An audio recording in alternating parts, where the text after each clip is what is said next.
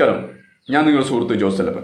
ഞാനിന്ന് നിങ്ങളുമായിട്ട് പങ്കുവെക്കാൻ ആഗ്രഹിക്കുന്നത് ആലപ്പുഴ നഗരത്തിലെ മട്ടാഞ്ചേരി പാലത്തിന് സമീപം മരം വീണ് ഒരു യുവാവ്, ഒരു പ്രിയപ്പെട്ട സുഹൃത്ത് മരണത്തിന് വിധേയമായി വരുന്നു.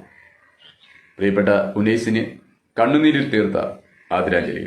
ഞാൻ എന്തുകൊണ്ടാണ് ഇങ്ങനെ ഒരു വിഷയം നിങ്ങളുമായിട്ട് പങ്കുവെക്കാൻ ആഗ്രഹിച്ചെന്ന് വെച്ചാൽ, ആലപ്പുഴയിലെ പ്രദേശത്ത്, നഗരത്തിന്റെ പല പ്രദേശത്തും ഇതേപോലുള്ള മരങ്ങൾ അപകടങ്ങൾ വിളിച്ചോതുന്ന രീതിയിൽ നിലനിൽക്കുന്നുണ്ട്.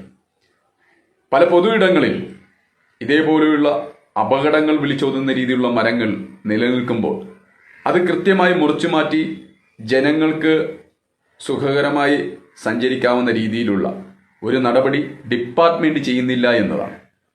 ഇനിയെങ്കിലും ഈ കെടുകാര്യസ്ഥ മാറ്റിവെച്ച് കൃത്യമായി എല്ലാ മരങ്ങളും മുറിച്ചു മാറ്റണമെന്നല്ല, ഇങ്ങനെയുള്ള ജനങ്ങൾക്ക് ഭീഷണി ഉയർത്തുന്ന രീതിയിലുള്ള മരങ്ങൾ പൊതു ഇടങ്ങളിൽ നിന്ന് മുറിച്ചു മാറ്റിയില്ലെങ്കിൽ ഇതേപോലെയുള്ള ഉനൈസുമാർ ഇനിയും നമ്മുടെ ഇടയിൽ നിന്ന് പൊഴിഞ്ഞു പോകും.